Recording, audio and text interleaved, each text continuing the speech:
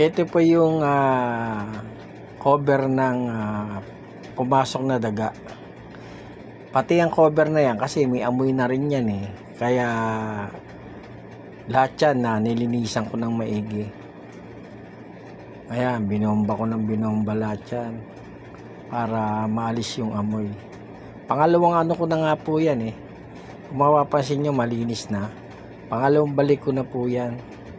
Kaya masusi kong nilinis po yan. Tapos yung susunod ko dyan, yung filter na yan.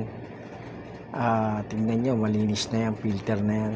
Kaya tuloy-tuloy lang, ganun lang ang ginagawa namin pag nagkaroon ng problema. Lalong-lalo na yung mga mababait. Kaya pinatay ko yung audio eh, para hindi maingay masyado yung pressure ko.